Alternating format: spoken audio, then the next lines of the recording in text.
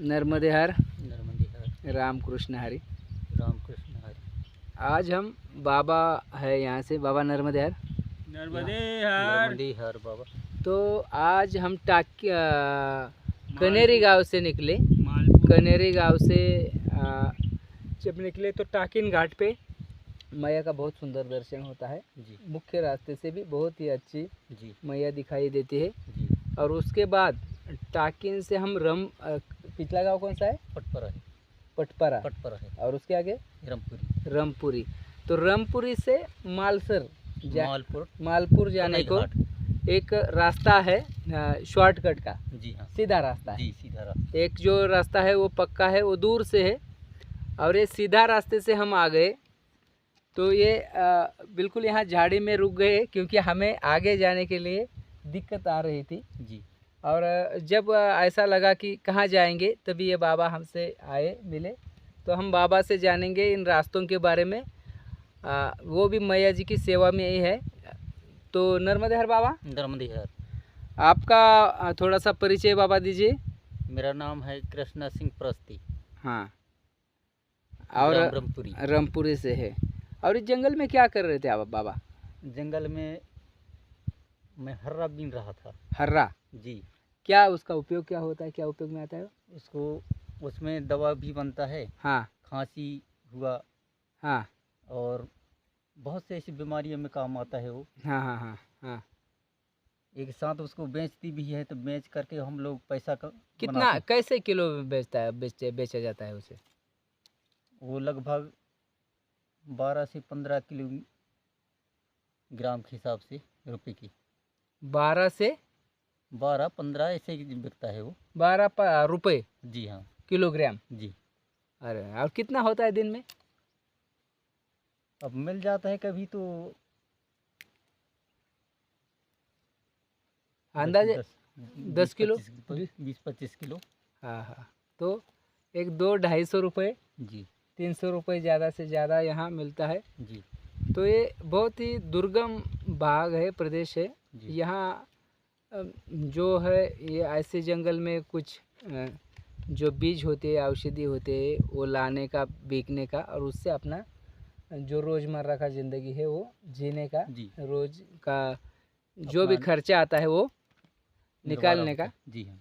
तो बाबा आप भी यहाँ बिल्कुल मैया की सेवा में हैं? जी हाँ। क्या बताएंगे आप कि कहाँ कब से आपको यहाँ सेवा में है, क्या करते हैं? मैं पहले हाँ, जैसे पढ़ाई लिखाई करता था उसी समय हमारा पिताजी के साथ मैया जी में जाता था। हाँ। और माता जी के जो है तो ये नर्मदा चालीसा जैसे पिताजी हमारे पढ़ते थे उसी प्रकार मैं भी पढ़ता था। हाँ। और एक साथ साथ उसकी आरती पूजा शंकर भगवान नर्मदा माता की, हाँ। महावीर की, हाँ। इनकी पूजा शक्ति से मुझे कुछ दिन के बाद माता जी अपने सपन देकर मुझे कि कुछ खान पान तुम्हारे गलत हैं उसको त्याग दो, तो आपके पास मैं आ जाऊंगा, ऐसे करके बोला था। हाँ बाबा, अभी थोड़ा देर रुकते हैं।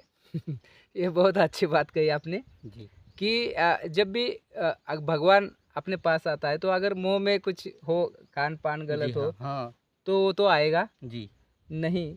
तो ये बिल्कुल सही तरीके से आप आध्यात्म में आए कि आपने ये बात बहुत कही कि जिसको भी मैया का आशीर्वाद पाना है उसने अपना खान पान बदलना ही है जी। कुछ नशा, कुछ कोई चीज़ें अलग नहीं करनी है। जी हाँ। तो हाँ, और फिर क्या हुआ? तो हम ऐसा बोला तो उसने बोला कि हमसे तो मांस मदिरा जो भक्षण करते हैं उसको छोड़ दो। हाँ। तो आपके पास आऊँगा। हाँ। लेकिन उसके पश्चात मैं कुछ दिन और चलाता रहा। हाँ। फिर चलाते चलाते मुझे साक्षात प्रभु भोलेनाथ का दर्शन हुआ। वाह। तो मैं फिर वहाँ से पूरा भक्षण छोड़ दिया। हाँ। मात्र अपन अन्न ही ग्रहण करता हूँ। वाह वाह वाह वाह वाह। उसके अलावा कुछ नहीं, दूध दही जो कि प्रभु जो भक्षण करता है उसी को मैं सेवन कर रहा हूँ। ये बहुत अच्छी बात आपसे हमें मिली कि भगवान की भक्ति में रहना है तो बिल्कुल शुद्ध सात्विक रहना है। जी। तो ये बात बहुत साधुओं ने आपसे सीखनी चाहिए बाबा। जी हाँ। क्योंकि ये बहुत ज़रूरी है कि भगवान के नाम पर कुछ भी प्रसाद के नाम पर चढ़ाया जा रहा है। जी हाँ। इससे हमारे भगवान भी दुखी होते होंगे जरूर। जी हाँ। और ये बात बहुत ही अच्छी सीखने लायक है कि जब भी किसी सात्विक शक्ति जो जैसे कि मैया हो या किसी भी अपना परमात्मा हो जी, उससे अगर पास जाना है तो खुद को पहले शरीर की जो शुद्धि है वो करना है। मात्र अन्न के सिवा बाबा ने कहा कि मैं कुछ भी सेवन नहीं करता, दूध वगैरह सेवन करता हूँ सिर्फ।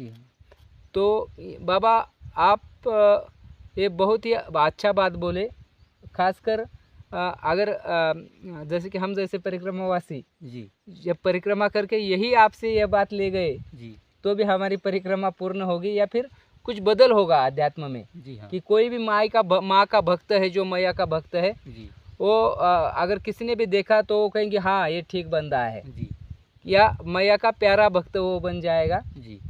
तो ये कितने सालों से सेवा है बाबा आपकी अभी? मेरे तो जी उम्र मेरे मतलब 50 साल? हाँ, अभी तो मेरे 45 साल के लगभग है। हाँ हाँ हाँ। लेकिन माता जी का अभी आने में 12-15 साल मुझे प्राप्त हो गया है। हाँ हाँ हाँ हाँ।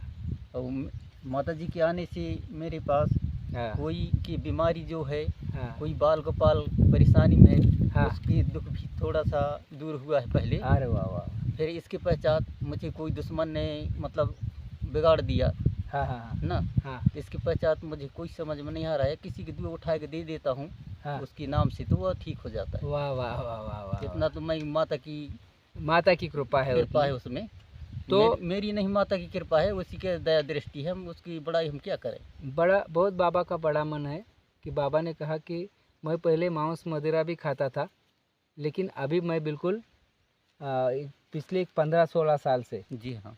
तो मैं इसी पर ही ध्यान देना चाहूँगा। भगवत गीता में भी यही कहा है जी, कि पहला कोई कितना भी बुरा क्यों ना हो, जब उसने ठान लिया कि अभी से अच्छा बनना है जी, तो उसे ही साधु कहना चाहिए। जी, उसे साधु कहने से भगवान परमात्मा भी कहते हैं कि उसे साधु कह लो। जी, तो इसी मायने में आप बैठते हैं, आपको मिलकर बहुत ही अच्छा लगा।